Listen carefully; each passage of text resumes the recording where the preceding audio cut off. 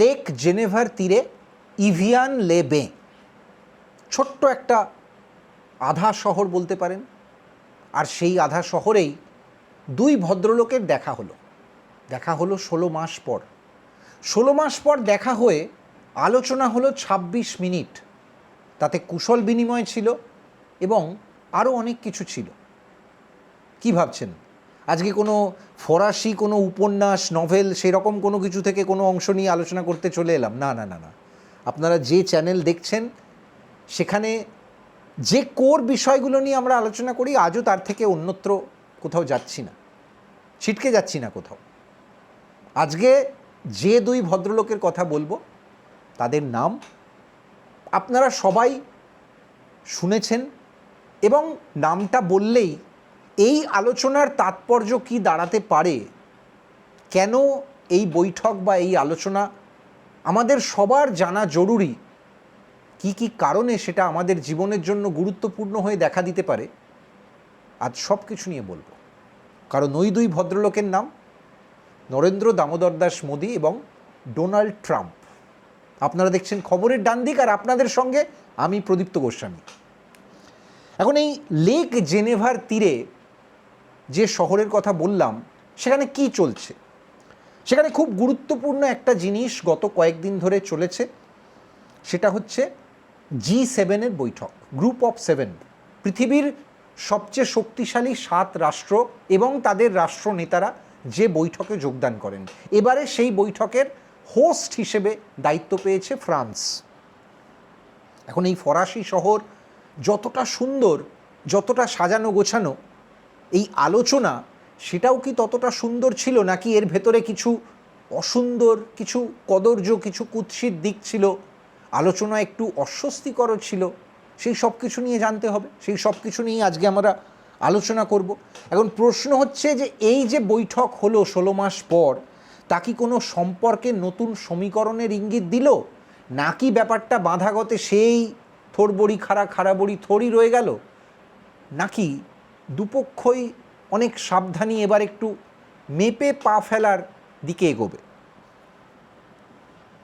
Trump এই বৈঠকের পরে খুব সিগনিফিক্যান্ট, খুব গুরুত্বপূর্ণ, একেবারে তার স্বকীয় স্টাইলে যে মন্তব্যটা করেছেন মিডিয়ার সামনে, সেখানে কিন্তু মার্কিন যুক্তরাষ্ট্রের মিডিয়া ছিল, ইন্টারন্যাশনাল মিডিয়া ছিল, ভারতীয় মিডিয়াও ছিল। সেখানে তিনি কি বলেছেন খুব ইন্টারেস্টিং। মোদি ক্ষমতায় থাকলে ভারতে যদি ভবিষ্যতে কখনো কোনো হামলা হয় তাহলে ইউএস পাশে থাকবে। এখন হঠাৎ এই রকম একটা বিদঘুটে মন্তব্য, অদ্ভুত একটা মন্তব্য কেন ডোনাল্ড ট্রাম্পের মধ্যে হঠাৎ করে এরম তার মুখ থেকে এলো? আবার তিনি পাশে থাকার বার্তা দিলেন, আবার ভারতের ওপর একটা হামলার এই রকম একটা প্রসঙ্গ তুললেন। সব মিলিয়ে বিষয়টা কি দাঁড়াচ্ছে? এটা খুব কনফিউজিং একটা মেসেজিং। কি প্রথমত ওই যে বলছিলাম 16 মাস পর বৈঠক হলো, তাহলে 16 মাস পর বৈঠক হলো কথাটা যখন এতবার উচ্চারণ করছি, তাহলে গত 16 মাসে কি কি ঘটে গেছে সেটাও একটু আমাদের নজরে রাখতে হবে। একে একে আসি। একটা সময় আমরা দেখেছিলাম যে ডোনাল্ড ট্রাম্প দ্বিতীয়বার ক্ষমতায় আসার পর মোটামুটি সম্পর্কটা খুব ভালো জায়গাতে ছিল। তারপর একটা পেহেলগাম ঘটলো এবং তার প্রত্যুত্তরে একটা অপারেশন সিন্দুর হলো, এবং সেই অপারেশন সিঁদুর হওয়ার পরই সব অঙ্কগুলো ক্রমশ পাল্টাতে শুরু করলো, সম্পর্কে একটা বরফ শীতলতা এলো। অথচ প্রকাশ্যে মোদি ট্রাম্প সম্পর্কে এবং ট্রাম্প মোদি সম্পর্কে একে অপরের বন্ধু, শুভানুধ্যায়ী, এই ধরনের বহু বিশেষণ এর আগে অতীতে বহুবার ব্যবহার করেছেন। এবার অপারেশন সিন্দুরের পরপর কি হলো আমরা দেখলাম যে একদিকে ইসলামাবাদের সঙ্গে ওয়াশিংটনের সম্পর্ক, সেটা বোধহয় একটু হৃদ্যতা বাড়ছে। তারপর আমরা দেখলাম যে ভারতের উপর অতিরিক্ত ট্যারিফ চাপছে। অপারেশন সিন্দুর বা যুদ্ধ বন্ধ করা নিয়েও একটা পরস্পর বিরোধী দাবি আমরা দিল্লি এবং ওয়াশিংটনের মধ্যে দেখেছিলাম, যেখানে ওয়াশিংটন বারবার একই কথা বলে কৃতিত্ব নেওয়ার চেষ্টা করছিল যে অ্যাজ ইফ যুদ্ধ তারা থামিয়েছে, আর উল্টো দিকে ভারত বারবার এটা ডিনাই করছিল যে এরকম কোনো ঘটনাই ঘটেনি। পরবর্তীকালে অবশ্য পাকিস্তানের আভ্যন্তরীণ বিভিন্ন অংশ থেকে, মিডিয়া হোক, রাজনীতিবিদদের থেকে হোক, এমনকি পাক সংসদের কোনো মেম্বারের মুখ থেকেও যে বেসুরো মন্তব্য আমরা শুনেছি, তাতে বোঝা গেছে যে পাকিস্তানের দাবিটা সঠিক ছিল না। সেক্ষেত্রে ডোনাল্ড ট্রাম্প যে কথাটা বলেছিলেন সেটা তিনি যতবারই রিপিট করুন না কেন, আসলে যুদ্ধ থামানোর জন্য একটা দাবি, বা বলা যেতে পারে যুদ্ধ থামানোর জন্য অনুনয়, কাতর অনুনয় বিনয়, সেটা ইসলামাবাদের তরফ থেকেই করা হচ্ছিল, যে নয়াদিল্লিকে বোঝান, যুদ্ধটা এবারের মতো থামাতে বলুন, ওয়াশিংটনকে বারবার এই ধরনের অ্যাপিল করা হচ্ছিল। এরপর আমরা 16 মাসে আরও অনেক কিছু দেখেছি। বারবার মার্কিন যুক্তরাষ্ট্রের তরফ থেকে ব্যবসায়িকভাবে, অর্থনৈতিকভাবে ভারতবর্ষ যে গতিতে এগোচ্ছিল, জিডিপি যে গতিতে এগোচ্ছিল, ফিচ বা অন্যান্য সংস্থার রেটিংগুলো যেভাবে বারবার ভারতের পক্ষে আসছিল প্রত্যেক মাসে বা প্রত্যেক কোয়ার্টারে, সেটা দেখে মার্কিন বণিক মহল তারা যে একটু আশঙ্কা করছিল সেটা আমরা বারবার দেখছিলাম। বিভিন্ন মন্তব্যে আমরা বুঝতে পারছিলাম। এমনকি মার্কিন ব্যাংকগুলো, যারা তাদের অর্থনীতির এক একটা স্তম্ভ বলা যেতে পারে, তারাও ভারতবর্ষকে তাদের অর্থনীতির জন্য আগামী দিনের একটা পোটেনশিয়াল প্রতিদ্বন্দ্বী হিসেবে দেখা শুরু করেছিল। এরপর সেই গুরুত্বপূর্ণ, খুব সিগনিফিক্যান্ট মন্তব্যটা আমরা শুনলাম, ট্যারিফ। যখন ট্রাম্প দ্বিতীয়বার ক্ষমতায় আসার পর প্রায় পৃথিবীর সব দেশকে লাল চক্ষুতে চোখ রাঙাচ্ছিলেন যে সবার ওপর ট্যারিফ চাপিয়ে দেবো, আর সেসব মহাজাগতিক অঙ্কের ট্যারিফ। সেই তালিকায় ট্রাম্পের আগে ঘোষণা করা বন্ধু ভারতও বাদ যায়নি। ভারতের ওপরেও একটা নজিরবিহীন, আগের সমস্ত ট্রেন্ডকে হার মানিয়ে একেবারে নতুন একটা ট্রাম্প চাপিয়ে দেওয়া হয়েছিল, ট্যারিফ। ট্রাম্পের সেই ট্যারিফের পর তাতেও যখন চিড়ে ভিজছে না এবং ভারতকে ঠিক বাগে আনা যাচ্ছে না, তখন আমরা দেখেছিলাম আস্তে আস্তে দিল্লি ইসলামাবাদ এবং দিল্লি ওয়াশিংটন সম্পর্ক অন্যদিকে টার্ন করছে, যেখানে মার্কিন ভারত সম্পর্ক আস্তে আস্তে একেবারে ফ্রিজের বরফের মতো ঠান্ডা হয়ে যাচ্ছে। আর এই একই সময় আমরা বারবার দেখছিলাম যে ভারত রাশিয়ার থেকে কিন্তু তাদের যে ক্রুড অয়েল কেনা, তেল কেনা, সেটা ক্রমশ বাড়িয়ে যাচ্ছিল, লাফে লাফে সেটা বাড়ছিল, এবং সেটা অবশ্যই ওয়াশিংটন ভালো চোখে দেখছিল না। আমরা এই প্রসঙ্গে ডোনাল্ড ট্রাম্পের মুখ থেকে ভারত সম্পর্কে ডেড ইকোনমি শব্দটাও শুনেছি, মৃত অর্থনীতি। ভারত এবং রাশিয়াকে নিয়ে এক ব্র্যাকেটে তিনি এই মন্তব্যটা করেছিলেন। এই যে সম্প্রতি ইরান যুদ্ধ, যেটা জাস্ট কয়েকদিন আগে শেষ হলো বলে বলা হচ্ছে, জানি না সত্যিই শেষ হলো কি না, নাকি আরও কোনো নাটক বাকি। সেই হরমুজ প্রণালী দিয়ে যুদ্ধ চলাকালীন আবার একটা অপ্রীতিকর ঘটনা ঘটে গেছে, যে যুদ্ধের অনুষঙ্গে শুরুর দিকে বলা হচ্ছিল যে ইসলামাবাদের ভূমিকা ভূ রাজনীতিতে নাকি হঠাৎই একটু নম্বর বেড়ে গেছে, কারণ পাকিস্তান লম্ফঝম্প করে দাবি করছিল তারা নাকি এই সমস্ত যুদ্ধে মিডিয়েটারের ভূমিকা পালন করছে, যুদ্ধ থামানো, যুদ্ধ চলা সব কিছু নাকি তাদের ওপর নির্ভর করে। এই অঙ্কেই আমরা দেখছিলাম যে পাকিস্তানের একটা কূটনৈতিক মহলের সঙ্গে ওয়াশিংটনের হৃদ্যতা আস্তে আস্তে বাড়ছে। এবং অবশ্যই বলা উচিত, অপারেশন সিন্দুরের সময় পাকিস্তান এবং তাদের এয়ারবেস বা অন্যান্য সমস্ত কিছু ইনস্টলেশনে নিয়ে, এমনকি তাদের যে পারমাণবিক ইনস্টলেশনগুলো, সেগুলো নিয়েও ভারতবর্ষ যে কঠিন স্টান্সগুলো নিয়েছিল, সেগুলোকে অবশ্যই ওয়াশিংটনকে সেগুলো অস্বস্তিতে ফেলে দিয়েছিল। এরপর আমরা দেখলাম জাস্ট কয়েকদিন আগে ওই হরমুজ প্রণালী দিয়ে জাহাজ যাতায়াত নিয়ে যখন বারবার সমস্যা তৈরি হচ্ছিল, অথচ ইরানের তরফ থেকে ভারতীয় জাহাজকে ছাড় দেওয়া হচ্ছিল বহু ক্ষেত্রে, সেখানে ওমানে একটা জাহাজে ভারতীয় নাবিকদের ওপর হামলা হলো এবং সেই হামলার জন্য আঙুল উঠল মার্কিন যুক্তরাষ্ট্রের দিকে। খুব আশ্চর্যজনকভাবে এই যে ফ্রান্সে G7-এর বৈঠক, সেখানেও কিন্তু এই প্রসঙ্গটা উঠেছে। কিভাবে উঠেছে, কেন উঠেছে, সেই প্রসঙ্গে আসছি আলোচনায়। এরপর আমরা দেখলাম ওমানে ভারতীয় নাবিকদের এই যে আহত হওয়া, খুন হওয়া, তার ঘটনাটা গ্লোবালি একটা অন্য ইম্প্যাক্টের সুযোগ ভারতকে এনে দিয়েছে এই G7-এর প্ল্যাটফর্ম। মোদি সরাসরি সেই প্রসঙ্গটা একেবারে আন্তর্জাতিক সংবাদ মাধ্যমের সামনে তুলেছেন। ডোনাল্ড ট্রাম্পের সঙ্গে যখন দুই রাষ্ট্রনেতার একেবারে মুখোমুখি বৈঠক হয়েছে, সেখান থেকে বেরিয়ে এসেও নরেন্দ্র মোদীর গলায় এই প্রসঙ্গ শোনা গেছে। ভারত এটা নিয়ে স্বাভাবিকভাবেই একটা উষ্মা প্রকাশ করেছে এবং এই গোটা ঘটনাটা যখন নরেন্দ্র মোদী বলছেন, তার বিবৃতি চলাকালীন স্পষ্টতই ট্রাম্পকে বেশ অস্বস্তিতে দেখিয়েছে, কিন্তু তিনি খুব শান্তভাবে পুরো জিনিসটা শুনছিলেন, যেটা ট্রাম্প সুলভ নয় বলেও অনেকে মনে করেন, কারণ ডোনাল্ড ট্রাম্পকে তো আমরা সচরাচর অন্যভাবেই রিয়্যাক্ট করতে দেখি। এবার এই দুই রাষ্ট্রপ্রধান একে অপর সম্পর্কে কি বললেন এই ফ্রান্সের G7 বৈঠকের এই 1:1 মিটিংয়ের পর, সেটাও খুব ইন্টারেস্টিং।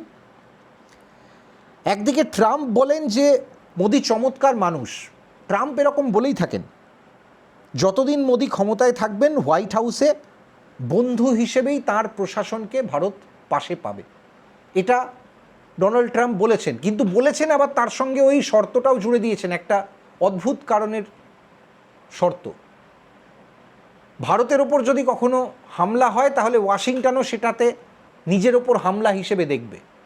এখন এই মন্তব্য, হঠাৎ হামলার প্রসঙ্গ কেন, কারা হামলা করবে, কেন হামলা করবে, এই রকম অনেক প্রসঙ্গ হয়তো আপনাকে এবার মাটি খুঁড়তে শুরু করলে, যত গর্ত আপনি ভেতরে ঢুকবেন তত আপনার মনে কৌতূহল জাগতে শুরু করবে, কেন হঠাৎ এই রকম মন্তব্য। উল্টো দিক থেকে মোদিও কিন্তু খুব ইন্টারেস্টিং একটা বার্তা দিয়েছেন। কূটনীতিতে যে মন্তব্যগুলো করা হয়, বারবার বলি, সেই মন্তব্যগুলো রাষ্ট্রপ্রধানরা বলেন একভাবে, তারা বলার সময় হয়তো হালকা হাসেন, তাদের চোখ অন্য কথা বলে, আর তারা অ্যাকচুয়ালি সফট মেসেজিংটা অন্য কিছু করতে চান বা ওই ইন বিটুইন দ্য লাইন্স অন্য কিছু পড়ে নিতে হয়। মোদি কি বলেছেন ট্রাম্প সম্পর্কে? মোদি বলেছেন ট্রাম্পের হাসিটা খুব সুন্দর, কিন্তু সেই হাসির আড়ালে ট্রাম্প বন্ধু হয়েও দর কষাকষিতে দক্ষ একজন পলিটিশিয়ান। খুব ইন্টারেস্টিং মন্তব্য এটাও। একদিক থেকে মোদি এটা বোঝাবার চেষ্টা করলেন যে ট্রাম্পের সঙ্গে তার যে ব্যক্তিগত সম্পর্ক, যে বন্ধুত্বতার কথা বারবার ট্রাম্পের গলায় আমরা শুনেছি, তার থেকে যে মোদি কোনো ভিন্নাচরণ করছেন বা একটু অন্য পথে হাঁটছেন সেটা নয়, সেই উদ্দেশ্যটা, সেই মোটিভটা তার একেবারেই নেই। কিন্তু তিনি পাশাপাশি এটাও বুঝিয়ে দিয়েছেন যে ট্রাম্প একজন হার্ড বার্গেন করা লোক, যিনি সামান্যতম কোনো অ্যাডভান্টেজ বা ছাড় তার বন্ধুদেরও দেন না। সুতরাং ভারত এটাও একটা সফট মেসেজিং করলো যে ট্রাম্প মুখে আমাদের যতই বন্ধু বলার চেষ্টা করুন না কেন বা বন্ধু ভাবার কথা বারবার আন্তর্জাতিক মঞ্চে উল্লেখ করুন না কেন, অন্তত ট্যারিফের ক্ষেত্রে বা রিসেন্ট পাস্টে দিল্লি ওয়াশিংটন ইকুয়েশনের ক্ষেত্রে মার্কিন যুক্তরাষ্ট্র বারবার যে স্টান্সগুলো নিয়েছে সেগুলো খুব একটা বন্ধু সুলভ নয়, সেগুলো ওই হার্ড বার্গেনের অংশ হিসেবে জিওপলিটিক্সের ভাষায় ভারত দেখতে চাইছে। এই বার্তাটাও মোদির মন্তব্য থেকে সামনে চলে এলো।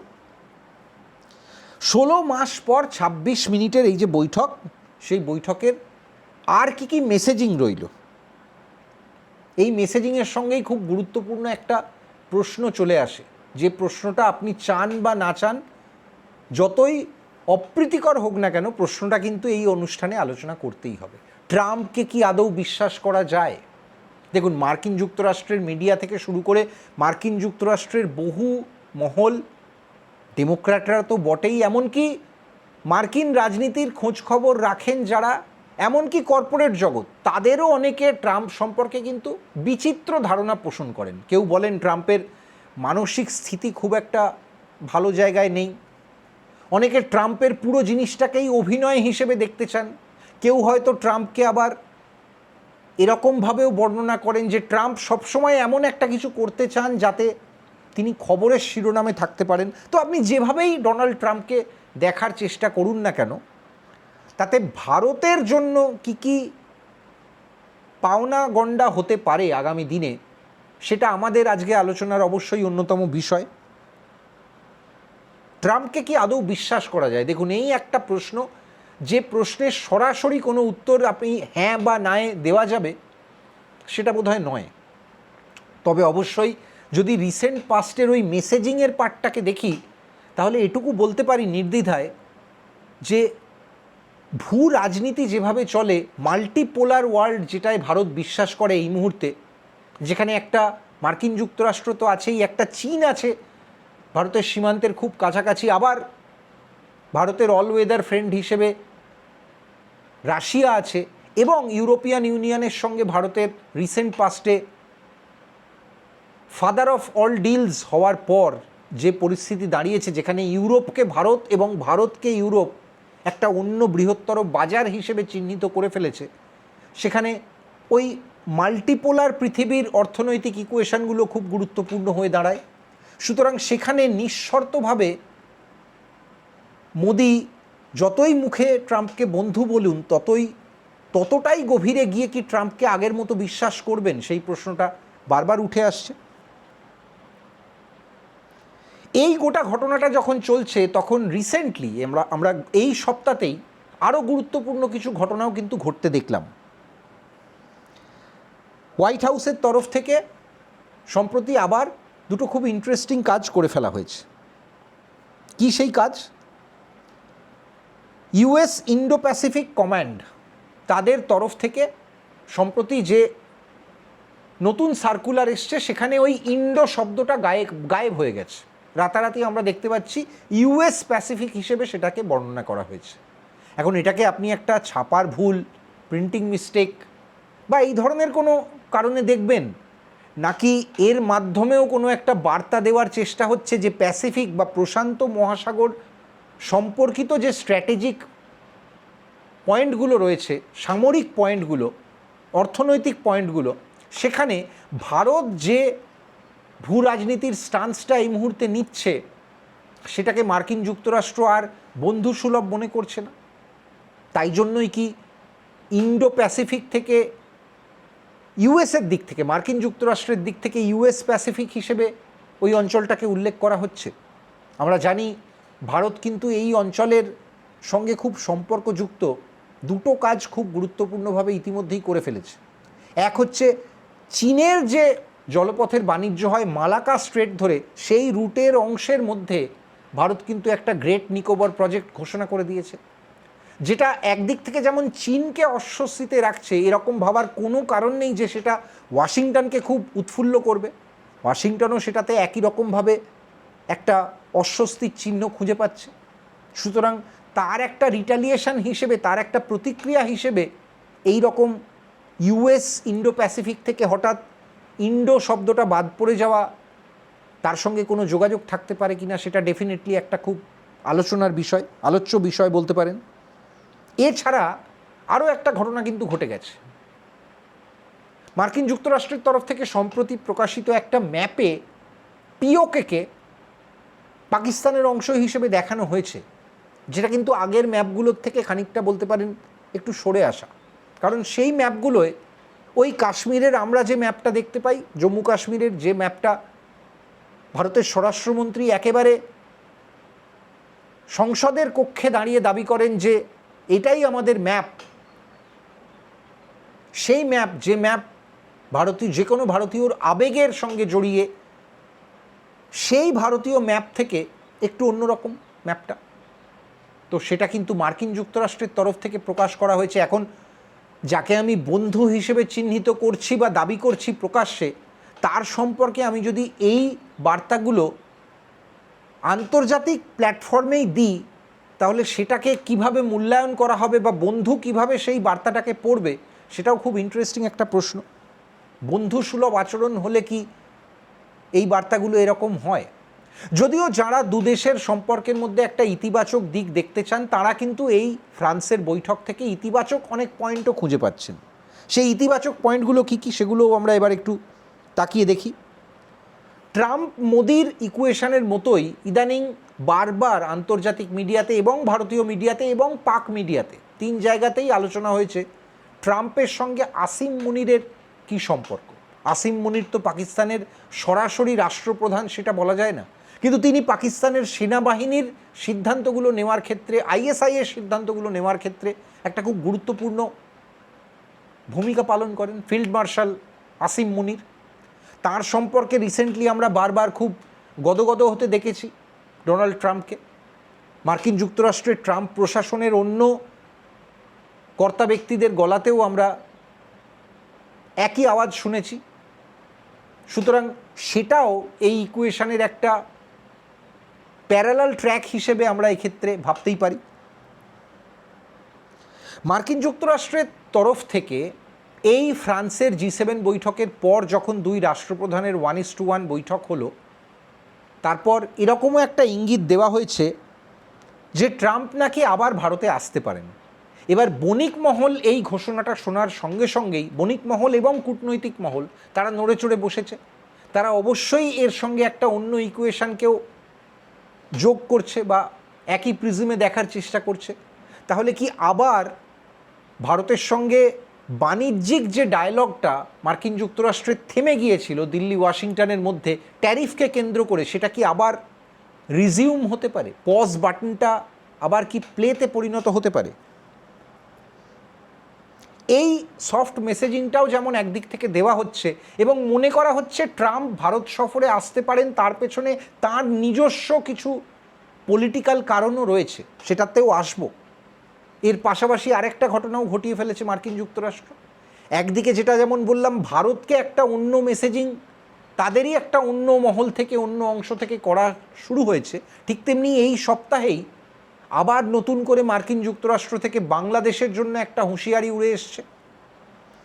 এবার বাংলাদেশকে, ঢাকাকে স্পষ্টভাবে হুঁশিয়ারি দিয়ে বলা হয়েছে যে ঢাকার এই বাড়তি চীন ঘনিষ্ঠতা, যেটা তারেক রহমান সরকারের তরফ থেকে ইদানিং খুব দেখা যাচ্ছে, সেটার ফল বাণিজ্যিকভাবে অর্থনৈতিকভাবে ঢাকার জন্য খুব সুখবর বয়ে আনবে না। তাদের ওপরেও অতিরিক্ত ট্যারিফ চাপানোর কথা আবার নতুন করে পুনর্মূল্যায়ন করছে মার্কিন যুক্তরাষ্ট্র।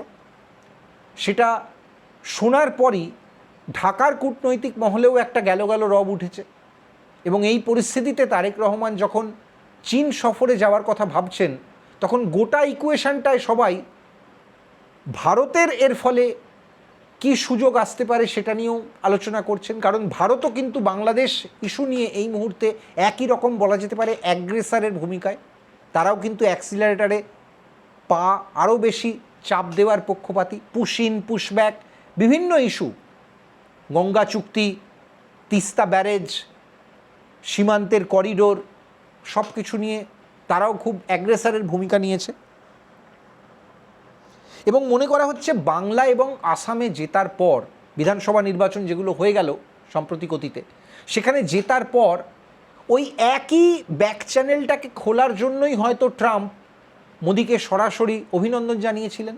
নইলে ভারতের ভেতরে কোনো সীমান্তবর্তী রাজ্যে সেখানে একটা বিধানসভা নির্বাচনে মোদির দল জিতল বলে সুদূর ওয়াশিংটন থেকে ডোনাল্ড ট্রাম্প অভিনন্দন জানাচ্ছেন, তার মধ্যে তো একটা অন্য তাৎপর্য যারা আন্তর্জাতিক রাজনীতি ফলো করেন তারা খুঁজবেনই। এই রকম অভিনন্দন বার্তা আজকে ভারতের অন্যান্য রাজ্যগুলোতে বিজেপি জিতলে বা নরেন্দ্র মোদীর দল জিতলে তখন কি বারবার ট্রাম্প পাঠান? আমরা কিন্তু রিসেন্ট পাস্টে এই ধরনের খুব একটা নজির মনে করতে পারছি না। যেটা আমরা দেখলাম আসামে এবং পশ্চিমবঙ্গে প্রথমবার বিজেপি জেতার পর, আসামে আবার ক্ষমতায় আসার পর এবং পশ্চিমবঙ্গে প্রথমবার জেতার পর হঠাৎ যেভাবে সরাসরি সংবাদ মাধ্যমে এবং সোশ্যাল মিডিয়ায় অভিনন্দন জানালেন ডোনাল্ড ট্রাম্প। ট্রাম্প কি তাহলে ব্যালেন্স করতে চাইছেন? দিনের শেষে এটাও একটা পয়েন্ট। তার কি মনে হয়েছে যে তিনি অতীতে যতটা ভারতের ক্লোজ ছিলেন, তারপর এই অপারেশন সিন্দুর হওয়ার পর অতিরিক্ত পাকিস্তান ঘনিষ্ঠতা দেখাতে গিয়ে বা পাকিস্তানকে কোলে নিতে গিয়ে ভারতকে তিনি দূরে সরিয়ে ফেলেছেন এবং সেটা ভারতের মাপের একটা ইকোনমির দীর্ঘদিন দূরে সরে থাকা, সেটা মার্কিন যুক্তরাষ্ট্রের ব্যবসা বাণিজ্যের দিক থেকেও, আমি সামরিক অ্যাঙ্গেল যদি বাদও দিই দক্ষিণ পূর্ব এশিয়ার বা চীন প্রসঙ্গটাও যদি মুহূর্তের জন্য ভুলে থাকার চেষ্টা করি, সেটাও কি মার্কিন যুক্তরাষ্ট্রের জন্য এই মুহূর্তে অর্থনৈতিকভাবে খুব একটা লাভজনক হচ্ছে না? নাকি আরও কোনো গূঢ় গভীর রাজনৈতিক কারণ এর পেছনে থাকতে পারে? ট্রাম্প ব্যালেন্স করতে চাইতেই পারেন। ট্রাম্পকে ব্যালেন্স করতে অন্য অনেক ইস্যুতে আমরা অতীতে বহুবার দেখেছি। সেটা আমরা ইউরোপিয়ান ইউনিয়নের সঙ্গেও ট্রাম্পকে ওই ব্যালেন্স খেলা খেলতে দেখেছি। কখনো তিনি গ্রিনল্যান্ড একেবারে শটান দখল করে নেওয়ার মতো হুঙ্কার দিয়ে ফেলেন, কখনো তিনি বুঝতে পারেন যে সেই ব্যাপারটা একেবারে তার একটা ব্যাকল্যাশ আসছে ইউরোপ থেকে, তখন তিনি আবার ইউরোপের জন্য বাণিজ্যের অন্য চ্যানেল খুলতে সচেষ্ট হন। এই একই ঘটনা ইসরায়েল প্রসঙ্গেও আমরা দেখেছি। ইসরায়েল বরাবর মার্কিন যুক্তরাষ্ট্রের একেবারে স্ট্র্যাটেজিক অ্যালাই, কিন্তু সাম্প্রতিক যে ইরান যুদ্ধ হয়ে গেল তারপর অবভিয়াসলি এই মুহূর্তে যেভাবে যুদ্ধ থেমেছে বা যেভাবে যুদ্ধ পূর্ণচ্ছেদ পড়ার আগে আপাতত পজ হয়েছে, সেটাকে যে বেঞ্জামিন নেতানিয়াহুরা খুব ভালোভাবে দেখছেন না সেটাও ইসরায়েল স্পষ্ট করে দিয়েছে। এটাও মার্কিন যুক্তরাষ্ট্রের আবার একটা ব্যালেন্সের খেলা কিনা সেটা নিয়েও আলোচনা শুরু হয়ে গেছে।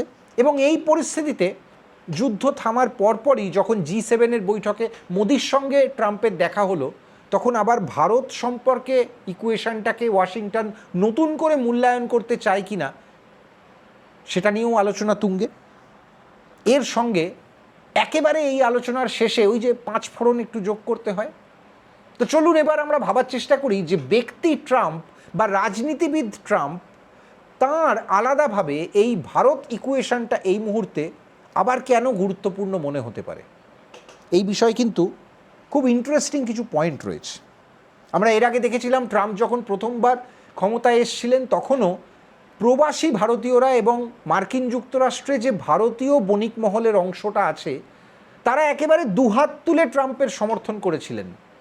তারপর ডেমোক্র্যাটরা যখন ক্ষমতায় এলো ট্রাম্প ভোটে হেরে যাওয়ার পর, তখন সেখানেও বেশ কিছু ভারতীয়রা ছিলেন।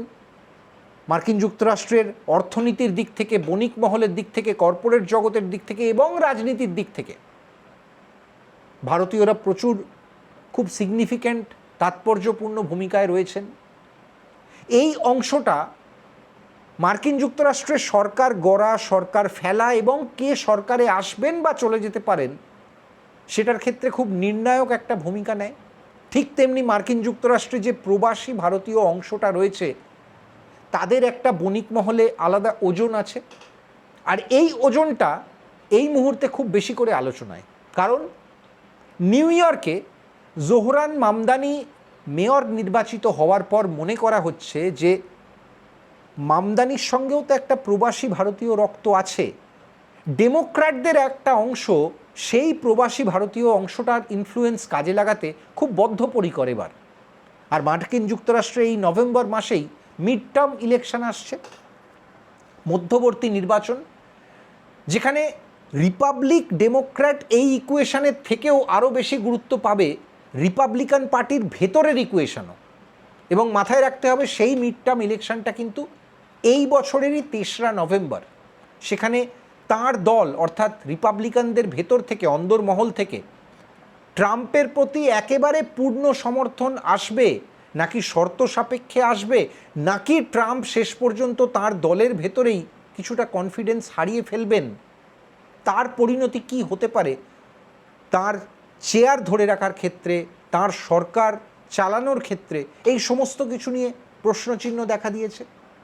দেশের সুপ্রিম কোর্টের সঙ্গে ট্যারিফ ইস্যু এবং অন্যান্য বহু ইস্যু নিয়ে ট্রাম্পের প্রকাশ্য যে খটাখটি মতবিরোধ, তার বহু উদাহরণ, বহু নজিরও আমরা সাম্প্রতিক অতীতে দেখেছি। এবং সেই প্রেক্ষিতে ট্রাম্পের বোধহয় ভারতকে কিছুটা হলেও বেশি প্রয়োজন হয়ে পড়েছে।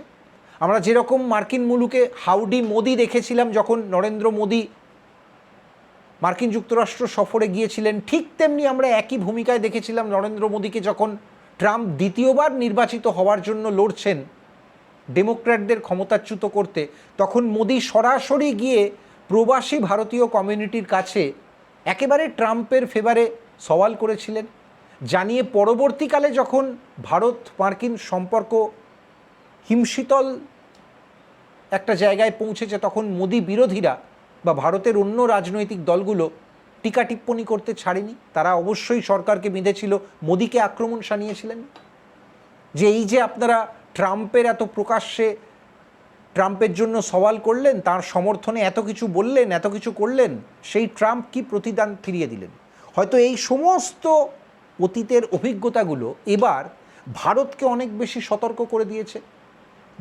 বন্ধুতে অনেক সময় ঝগড়া বিবাদ হয়, কিন্তু সেই বিবাদ বা সেই মনক্ষুণ্ণ বিষয়টা যদি খুব গভীরে চলে যায় তখন বিশ্বাস কি এত সহজে এত তাড়াতাড়ি ফিরে আসে?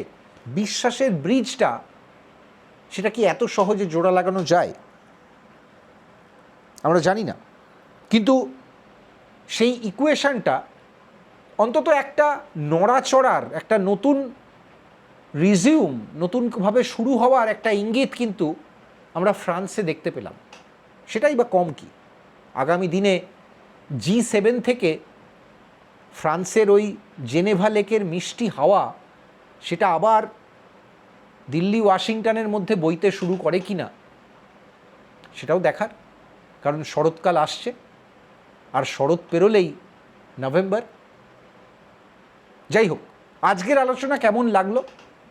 অবশ্যই মনে হলো যে রাজ্য রাজনীতি বা জাতীয় রাজনীতির ঊর্ধ্বে আন্তর্জাতিক রাজনীতির ক্ষেত্রে দিল্লি ওয়াশিংটনের সম্পর্ক, তার প্রভাব তো শুধুমাত্র সামরিক ক্ষেত্রে বা অর্থনৈতিক ক্ষেত্রে পড়ে না, আমাদের দৈনন্দিন জীবনেও প্রবলভাবে তার একটা প্রভাব থাকে।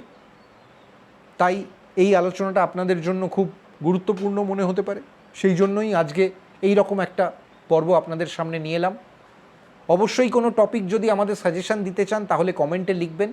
ইউটিউব এবং ফেসবুক দু জায়গাতেই, দুটো প্ল্যাটফর্মেই খবরের ডান দিককে সাপোর্ট করতে ভুলবেন না। ইউটিউবে আরও বেশি করে সাবস্ক্রাইব করুন, ফেসবুকে লাইক ফলো করতে থাকুন। দেখা হবে খুব তাড়াতাড়ি আবার এই রকম কোনো ইন্টারেস্টিং টপিক নিয়ে। আজকের মতো বিদায় নিচ্ছি, আমি প্রদীপ্ত। শুভরাত্রি।